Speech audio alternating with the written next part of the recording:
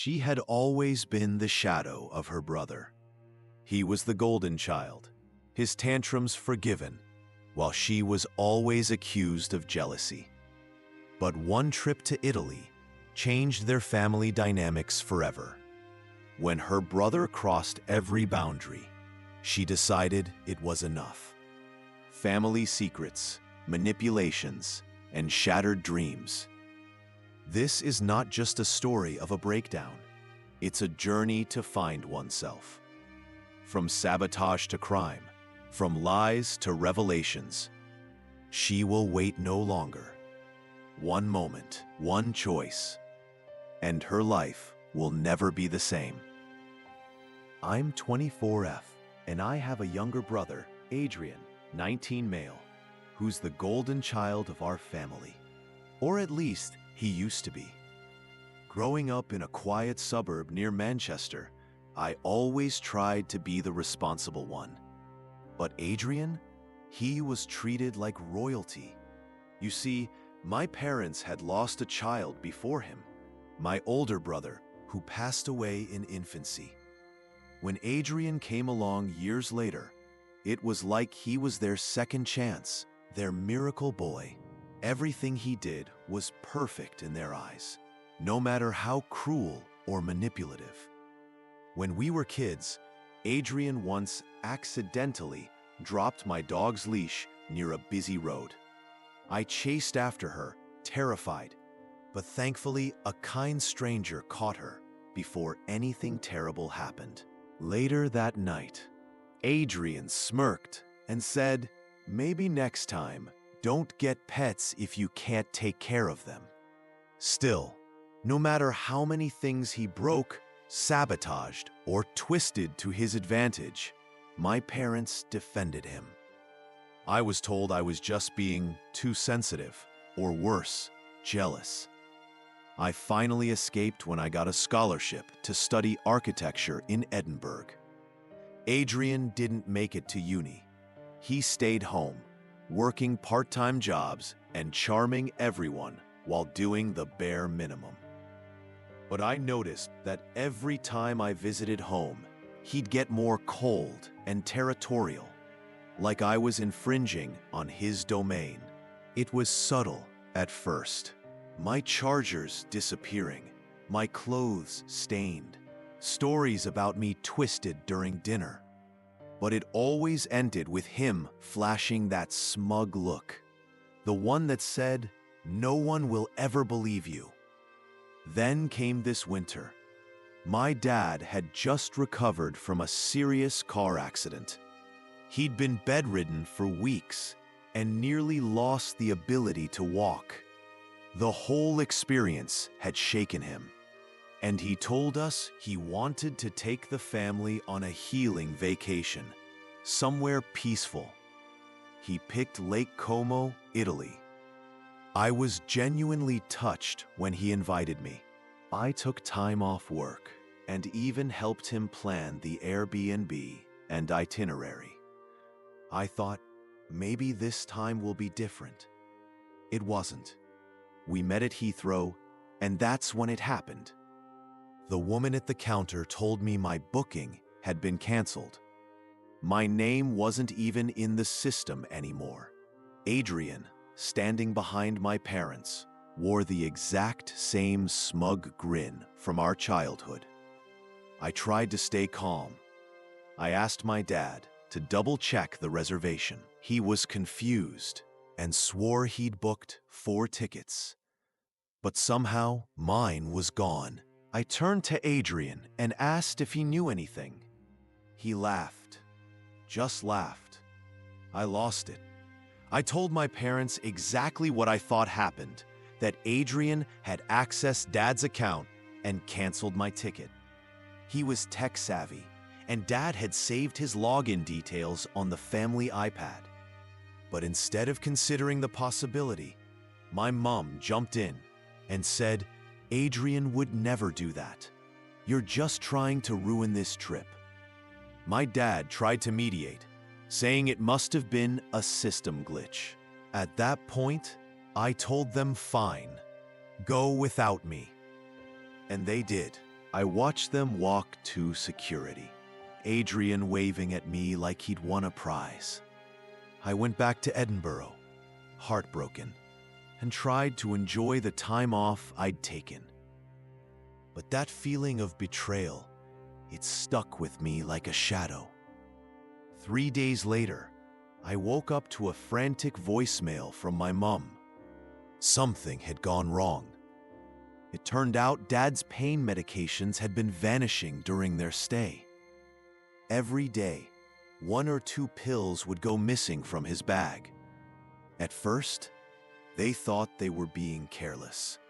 But then Mum opened Adrian's suitcase to look for an adapter and found all the missing pills stuffed into one of his socks. Dad nearly collapsed when he found out.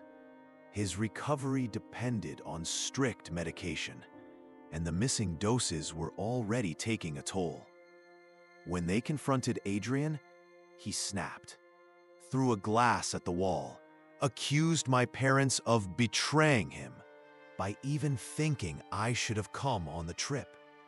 He said they were replacing him with me, and he wasn't going to let it happen. The argument spiraled. Hotel staff heard the shouting and called security. Adrian tried to shove one of the guards and got arrested for assault and possession of controlled meds that weren't prescribed to him. My parents were left stranded in Italy, humiliated, heartbroken, and in shock. When they tried to fly back early, they realized their passports were gone. Guess who had taken them? Adrian. It took him 2 days in holding to admit where he'd hidden them. Behind the toilet tank in his hotel bathroom. Once they returned to the UK, everything changed. My dad called me and for the first time in years, apologized. He said he now understood everything I'd been trying to tell them. That Adrian had been feeding off their blind trust. That his jealousy was real, dangerous, manipulative. They told Adrian he needed to leave their home and seek professional help if he ever wanted to repair any relationship with them. He responded by threatening to tell the press that they'd emotionally abused him and tried to cut him off without reason. Now my parents are scared. They're doctors, well respected in our community. Accusations like that, even false ones, could ruin them. But this time, they aren't bending. They've contacted legal help. They've finally drawn the line. I wish it hadn't taken a trip to Lake Como and a jail cell to get here. But maybe now, I'm not the outsider anymore. It's been 2 weeks since Adrian was kicked out of the house. I still can't believe how much everything has changed. My parents, who used to act like I was the problem, are now struggling to come to terms with what they've allowed to happen for years. They're taking therapy, individually and together, to try to understand how they failed to see Adrian for who he really was. And to my surprise, they've asked me to be a part of the process. It's strange, honestly. I didn't expect any of this, especially not the apology from Dad. And I'm not sure how to process it yet. It feels like too little, too late. But then again, we've never really known what it's like to truly be a family.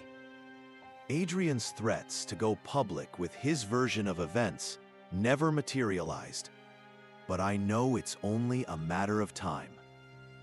He's been posting passive-aggressive things on social media, claiming he's been cut off and abandoned, painting himself as the victim in all of this. His followers, mostly people who have no clue what really happened, rally behind him, of course. But I can't help but feel a sense of vindication. It's like all the years of frustration, of being the scapegoat, are finally coming to the surface. I know the truth, and now, for the first time, My parents know it too. I wish I could say I'm happy about it, but I'm not. Adrian's behavior isn't just a reflection of him. It's a reflection of the family dynamics that have shaped us all. My parents' blind favoritism, their inability to see Adrian's darker side, their refusal to listen to me. All of it has led us to this point, and now we're left to clean up the mess. 2 days ago, I received a call from a private investigator. Apparently, Adrian's been staying in a tiny flat in a rundown part of the city, avoiding everyone's calls and trying to lay low.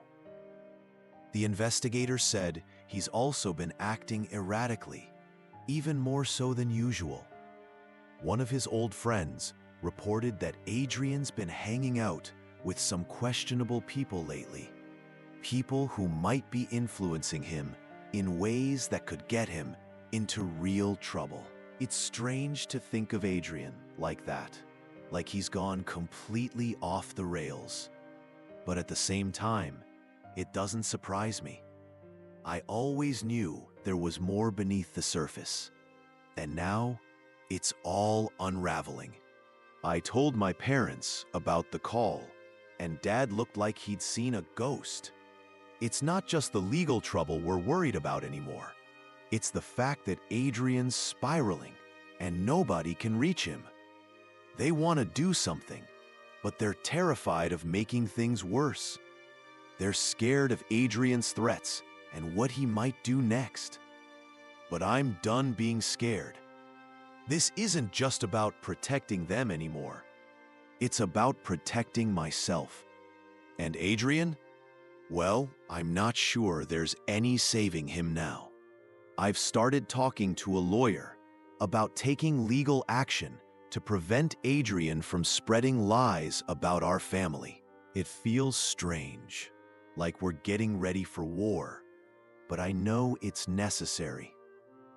We can't keep letting him manipulate us and destroy what little peace we have left. It's hard to admit, but I'm starting to feel a sense of closure.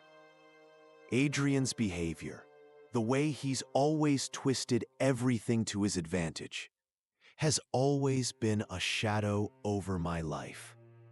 But now that the truth is out, now that my parents are finally awake to the reality of who he is, I feel like I can breathe again. I wish things hadn't gone the way they did. I wish we hadn't had to go through all of this. But maybe, just maybe, this is the moment where everything finally changes for the better. I'm learning that sometimes breaking away from the things that hold you back, whether it's a toxic family dynamic, a manipulative sibling, or a painful past, is the only way to move forward. I just hope that in time, Adrian figures that out too, because right now, I'm not sure he ever will. Weeks that followed were a blur of phone calls, legal meetings, and awkward family dinners. It felt like everything had shifted in an instant, like the ground had opened up beneath us and we were all scrambling to find solid footing. My parents, once so steadfast in their beliefs, were now questioning every decision they had made regarding Adrian. I could see the guilt in their eyes when they looked at me, and it stung. But there was no going back. We couldn't undo the years of enabling Adrian's behavior, the countless times they turned a blind eye to his manipulations. We couldn't undo the hurt it caused me, and I couldn't keep pretending that I wasn't angry. I still hadn't fully processed the fact that he'd sabotaged my trip to Lake Como, the one thing I thought would bring our family closer together. It had been a breaking point for me, and now it felt like everything we'd been pretending wasn't there had finally surfaced. Adrian continued to post on social media, crafting elaborate stories about how his family had turned on him, how I was trying to steal his place as the golden child, how my parents were cold and distant. It was infuriating to watch him twist the truth, to see people rally behind him without knowing the real story. But I was done letting it get to me. I had to focus on my own healing, on rebuilding my relationship with my parents, not on defending myself against lies. A legal team was preparing to send a cease and desist letter to Adrian, urging him to stop spreading false accusations and to make sure he couldn't cause further damage. But that's when we got a call from his lawyer. It was strange. He hadn't even bothered to contact us directly after he was released from jail, but now he had an attorney representing him. Apparently, Adrian was claiming that he'd been mentally abused by our parents for years, and that their actions, especially regarding his treatment during the vacation, had led him to make the decisions he did. The lawyer was vague, but it was clear they were trying to set the stage for a legal battle, one that might drag us all through the mud publicly. I couldn't believe what I was hearing. Adrian was twisting the narrative to paint himself as the victim, to try and shift the blame onto my parents. He was using the one thing he knew would get their attention, their fear of public humiliation. But my parents weren't budging. This time, they were prepared to fight for the truth. It was a strange feeling, seeing them finally stand up for themselves, to see them take a stance against the manipulation that had ruled our family for so long. But I could also feel the weight of it. Adrian was not just a spoiled child anymore. He had become something darker. There was a part of me that feared what he might do next, how far he was willing to go to destroy everything in his path. Then one night, I got a text from an unknown number. It was Adrian. The message was simple. "You think you've won, but you'll see, I'm not done." The words sent a chill through me. It wasn't the first time Adrian had threatened me, but this felt different. There was something behind it, something colder, more calculated. I showed the message to my parents, and they looked worried. It was clear that Adrian wasn't just angry. He was desperate, cornered, and desperate people do dangerous things. I didn't know what to expect, but I couldn't help but feel like the worst was yet to come. The next day, everything escalated. We received a tip from someone who had once been close to Adrian, a friend from his rebellious phase who had distanced himself from Adrian after things got out of control. He told us that Adrian had been in contact with some dangerous people. They weren't just questionable anymore. They were involved in something much darker. There were whispers about drug deals, loans from shady figures, and even threats that had been made. It seemed like Adrian had fallen into a world he couldn't escape from, and now he was dragging us all into it. It was becoming clearer that Adrian's spiral wasn't just personal, it was dangerous. He wasn't the little brother I used to know. He was becoming someone else entirely. Then came the phone call that none of us were prepared for. A man, heavily disguised, claimed to be working for Adrian. He said Adrian was in trouble and needed money, fast. When my dad demanded to know who he was, the man hung up. It wasn't just a threat. It felt like a warning. I didn't know what Adrian had gotten himself into, but I knew one thing. It wasn't gonna end well if he kept pushing. We couldn't just sit back and wait for him to self-destruct. But what could we do? Every attempt to reach him had failed. Every conversation we tried to have with him was met with hostility or silence. I didn't want to lose my brother, but at the same time, I wasn't willing to let him tear our family apart again. So we made a choice. We would find him before it was too late. Not to rescue him, but to try and save what was left of him. We'd gone too far down this road to turn back now. But this time, it wasn't just about us anymore. It was about drawing a line. We had to stop pretending that everything could go back to the way it was. I don't know what the next chapter holds for us, but I do know that the truth is powerful. And no matter what Adrian throws at us, we're no longer afraid to face it. Because this time, we're not the outsiders. We're the ones in control.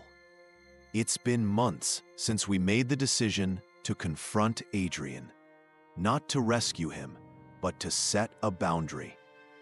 Since then, everything has changed. The legal battle with Adrian simmered down as he backed off, realizing that his lies weren't going to win him any sympathy. His threats, once so powerful, began to feel hollow. He retreated into his own world, a world we couldn't follow anymore. But in that time, I've learned something powerful, something that I wish I had known earlier. There comes a moment in every person's life when they have to stop letting the past define them, when they have to stop living in the shadow of someone else's mistakes. And that moment came for me.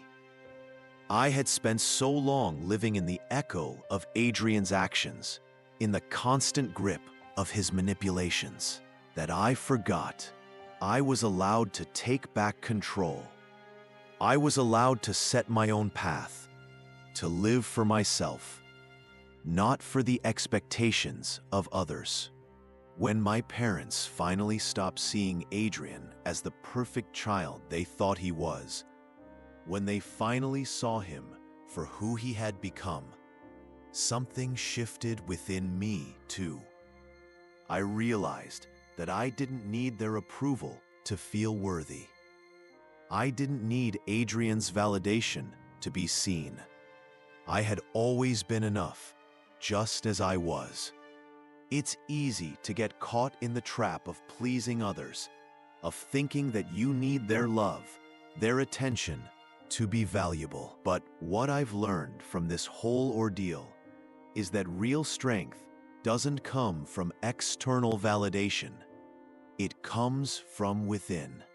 Real strength comes from knowing who you are, from setting boundaries, from choosing your own peace over the chaos of manipulation. Adrian's path is his own, but mine is mine to choose. And every day I choose to move forward, not out of spite, not to prove anyone wrong, but because I am ready to live my life on my terms. The love I've always craved from my parents, I've learned to give that love to myself. The respect I've sought, I've learned to demand it from others, not out of arrogance, but out of the recognition that I deserve it. Looking back, I see that I was never the outsider. I was never the one who needed fixing or justifying. I was just the one who had to find my own voice in a family that never truly heard me. I'm no longer the sister who watches from the sidelines, waiting for the chaos to unfold. I'm the one who is actively creating her own future, her own space. I'm the one who's finally learned to be enough, no matter what anyone else believes. And in that, I found the kind of peace I didn't even know I was searching for. A peace that comes not from what others do for you, but from what you do for yourself. From realizing that no matter how dark the path, you are always capable of walking through it and emerging stronger on the other side. So if there's anything this story has taught me, it's this: never wait for someone else to validate your worth. Don't let the darkness of others' actions overshadow the light you carry within. You are the one in control of your own life. And that, above all else, is the most powerful thing of all. If you enjoyed this video, subscribe to the channel and leave a like. It really motivates me to keep going and create more stories like this for you.